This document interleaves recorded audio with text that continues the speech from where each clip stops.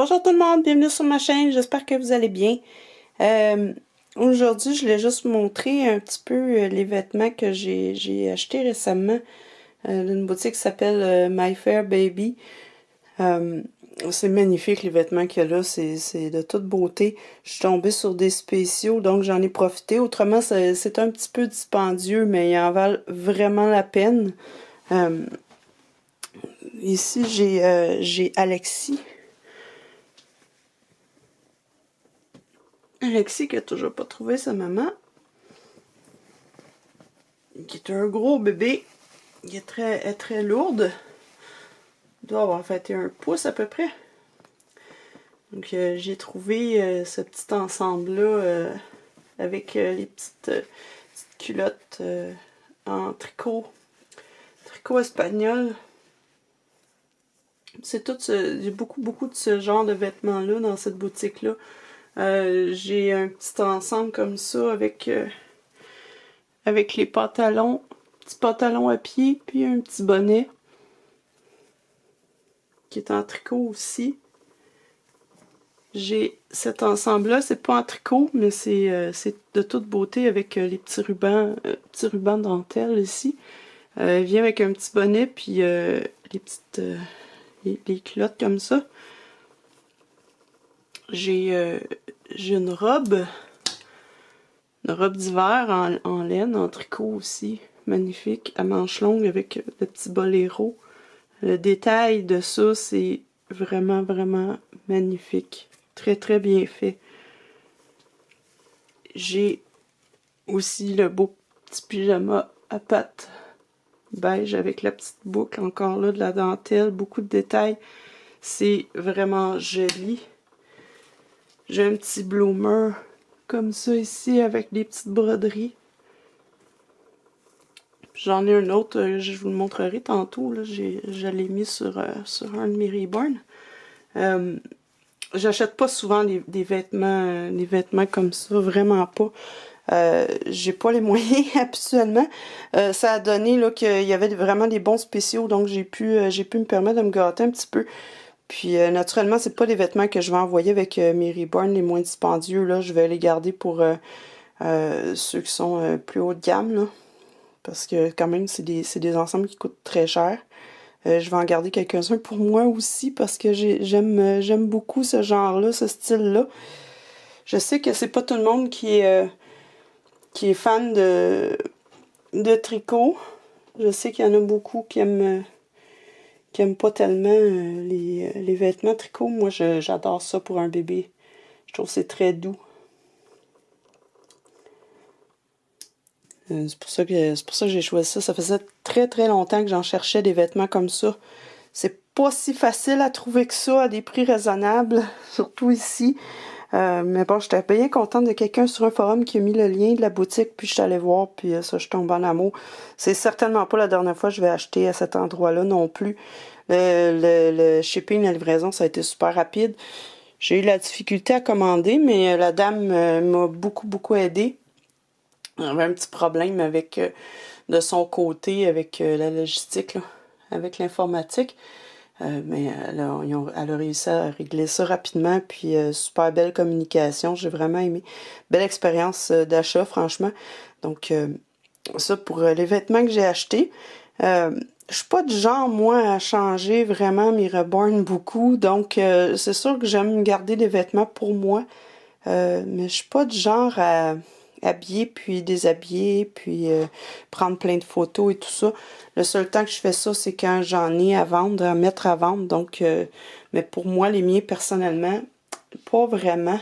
À la base, moi, le reborning, j'ai commencé ça parce que je faisais beaucoup de crochets. Un petit peu de tricot, beaucoup de crochets. Pas tellement de couture à l'époque, mais surtout du crochet. Puis, j'avais une boutique sur Etsy. Puis je cherchais des modèles de bébés et de poupées réalistes pour pouvoir mettre en valeur mes modèles de crochet, puis aussi pour avoir une bonne idée des tailles pour mes patrons. Parce que je faisais mes propres patrons.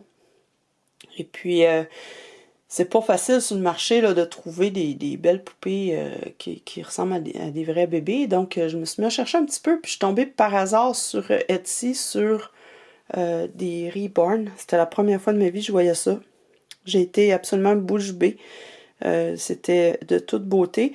C'est sûr que à l'époque, ce que je savais pas, c'est qu'il y a beaucoup de vendeurs sur Etsy qui vont utiliser des photos de prototypes pour vendre leur travail. Ça, c'est pas correct, c'est pas une bonne chose à faire, là. Mais à l'époque, je savais pas ça. Donc, c'est sûr que les poupées que je voyais, c'était des prototypes. Donc, des gens partant, c'était assez phénoménal, là. Mais même à ça, même ceux qui l'étaient pas des prototypes, c'était le travail d'artiste. Pour moi, c'était juste un gros wow. Donc, à l'époque, j'avais pas nécessairement beaucoup de revenus non plus. J'étais à la maison, je travaillais pas, j'étais avec mes enfants à la maison. Donc, j'avais pas les moyens de payer 800, 1000 $ pour une poupée, juste pour un modèle, pour mon crochet. Mais j'ai fait un petit peu de recherche là-dessus parce que je trouvais ça fantastique. J'avais jamais vu ça avant. Donc, j'ai fait un petit peu de recherche sur les Reborn en particulier. Puis, je suis tombée sur des vidéos sur YouTube, sur le forum de Bountiful Baby aussi, sur comment peindre les Reborn et tout. Je me suis dit, pourquoi pas? Je suis pas pire qu'une autre, puis j'ai toujours été dans l'art, puis j'ai toujours fait de l'art, puis l'artisanat, peu importe le type. Donc, pour moi, c'était juste une nouvelle forme d'art à essayer. Je me suis lancée, j'ai acheté mon premier kit. Ma première peinture, c'était de la peinture pour artisanat, là, de la peinture Americana, là, vraiment quelque chose de cheap. Je voulais juste voir si ça fonctionnerait, si j'aimerais ça, si j'étais capable. Puis j'ai été accrochée tout de suite. Ça a pas été long, mais mon premier kit, je dois l'avoir repeint 15 fois en ligne. Je restais réveillée jusqu'à minuit, 1 heure du matin pour le peindre. J'en dormais pas, là. J'étais vraiment accro à ça, complètement. Donc, je me suis mis à en faire à partir de là. C'est là que ça a commencé. C'est sûr que les tout premiers, mon premier, il était vraiment pas beau. Je l'ai transformé en vampire, je l'ai donné à ma belle-sœur. Mais j'ai racheté un autre kit que j'ai refait pour moi. Puis j'en ai gardé 2 autres là, que je trouvais qu'ils étaient pas encore assez bien pour pouvoir vendre. Je les ai gardés. Mais j'avais pas l'intention d'en garder plus que ça parce que j'étais tellement accrochée à ça, à peindre et tout, que le crochet est comme devenu secondaire. Donc, je me suis mis à peindre et à vendre des Reborn au lieu de faire du crochet puis vendre mon crochet. Donc, j'étais pas portée à les garder nécessairement. Je suis pas du type à aimer les poupées ou à vouloir jouer. Même quand j'étais petite, je jouais pas à la poupée. C'était pas ce que j'aimais vraiment le plus. Donc, c'est pas quelque chose qui m'intéressait d'en garder pour moi. J'avais déjà les 3 là, que je vous dis que j'ai pas vendus parce qu'ils étaient pas à mon. Ben, ils étaient pas. Il était à mon goût, là, j'étais fière, mais il était pas assez bien peut-être pour les vendre. Puis on nous conseillait tout le temps aussi de garder nos premiers pour voir notre évolution. Donc, ça, je les ai gardés pour ça, mais j'avais pas l'intention d'en garder plus que ça. Puis ça a pris peut-être 3 ans, 4 ans. 4 ans avant que je décide d'en faire un vraiment pour moi, dans le but de le garder. Donc, ce que j'ai fait. Puis j'en ai par la suite, là, j'en ai gardé quelques autres, soit parce que il y avait des défauts, je pouvais pas les vendre, soit parce que le kit me plaisait, je voulais vraiment le garder, ou encore pour justement comme modèle, parce que là, à partir de ça, il y a 4 ans, 4 ou 5 ans, j'ai commencé à faire de la couture un peu plus. Je me suis remis un peu au crochet, mais j'ai surtout commencé à faire de la couture. Je voulais avoir des modèles pour ce que je faisais pour développer des patrons. Donc, je me suis mis à en garder différentes tailles. Puis là, je me suis mis à vouloir aussi faire des Reborn portraits de mes enfants. Ça, c'est une aventure, essayer de trouver le bon kit. Je vais vous les montrer. Vous allez voir ce que je veux vous dire. Donc, ça, c'est mes deux grosses toutounes. J'ai Kenzie ici que j'avais fait au départ pour un concours. C'était supposé être un portrait d'un caractère de film. J'avais choisi le bébé dans la famille Adams. Mais naturellement, bon, je l'ai strippé, je l'ai repeint, puis j'ai mis une perruque, et puis j'ai décidé de la garder. Je vais peut-être la vendre éventuellement. C'est pas nécessairement un type de poupée que j'aime. Mais l'avantage, c'est qu'elle a un torse. Donc pour les vêtements, c'est super le fun. Pour ça, on peut mettre des vêtements à bretelles, ça va bien. Margot ici, c'était censé être un kit pour être un portrait de ma fille. Elle lui ressemble vraiment beaucoup le visage. Mais une fois peint, je me suis aperçue, c'était pas tout à fait ça. Il y avait quelque chose qui clochait, puis j'accrochais pas à elle, là, vraiment. Donc je l'ai strippé complètement, mais il y avait des marques d'encre sur les pieds, sur les jambes.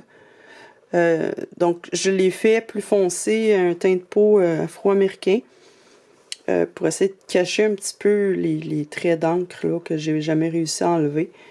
Je suis vraiment très fière de ce que j'ai fait avec elle. C'était vraiment une de mes premières afro-américaines que j'ai vraiment bien réussi.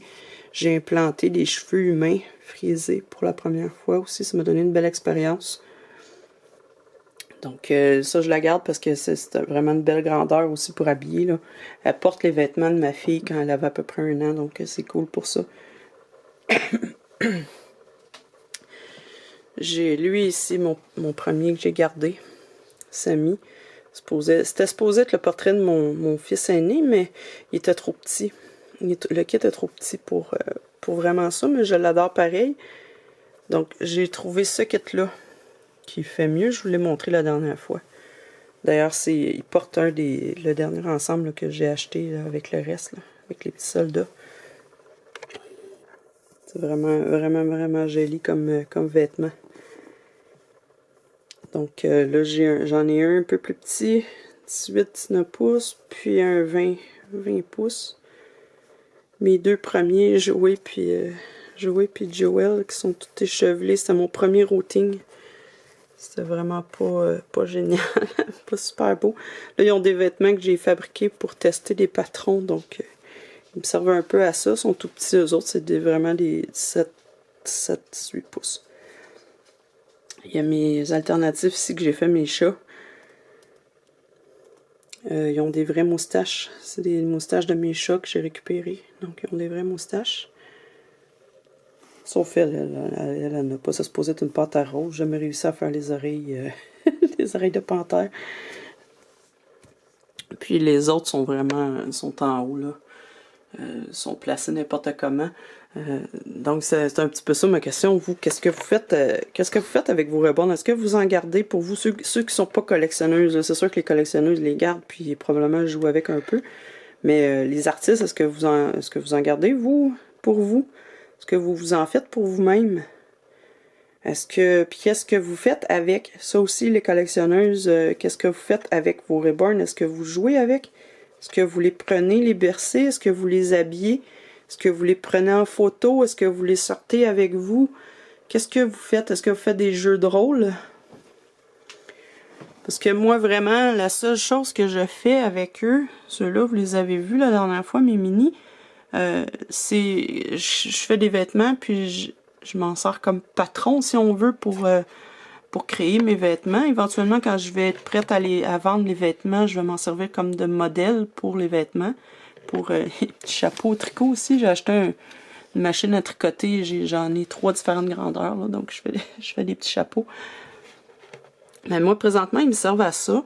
Ce qui me permet aussi, une bonne chose, c'est de tester la peinture, voir est-ce que la peinture tient bien à force de les déshabiller, les manipuler beaucoup et tout ça. Donc, moi, ça me donne un bon test en même temps. Mais qu'est-ce que vous faites avec vos reborns? Comme vous voyez, il est encore dans son pyjama de Noël, donc je ne suis pas portée à les changer, à les habiller et tout. Le seul temps que je les prends en photo, c'est quand j'en ai à vendre. Donc, faut savoir si je suis un peu unique là-dedans aussi. C'est un peu le cas de tout le monde. Je suis pas une fille à poupées. J'ai jamais aimé jouer avec les poupées. Donc, je les prends pas, je les berce pas, ni rien de ça. Pour moi, c'est vraiment juste des beaux objets à collectionner. Donc, c'est ça. Est-ce que vous les mettez en display? Est-ce que vous les montrez? Ça serait intéressant de voir ce que vous faites avec. Donc là-dessus, je vais simplement ajouter en dernier une petite pensée pour les Ukrainiens qui vivent des moments difficiles en ce moment. Personnellement, j'en connais deux, donc dont une de mes tantes qui est ukrainienne. Donc c'est quelque chose qui vient me chercher beaucoup, ce qui se passe là-bas présentement. J'espère que ça durera pas trop longtemps, qu'ils vont s'en sortir sans trop de dégâts, sans trop de dommages. Voilà, je leur lève mon chapeau pour leur courage phénoménal, la façon dont ils gèrent ça. Je les trouve extraordinaires. Je leur souhaite bonne chance et je suis vraiment de tout cœur avec eux. Donc, si vous avez une petite pensée pour eux, ça serait bien. Et je vous laisse là-dessus.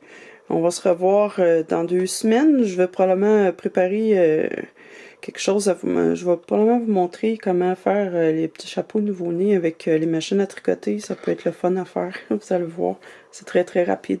Si vous en avez pas ces machines-là, ça va peut-être vous donner le goût. Donc, je vous souhaite une très très belle semaine. Puis on va se revoir très bientôt. Au revoir.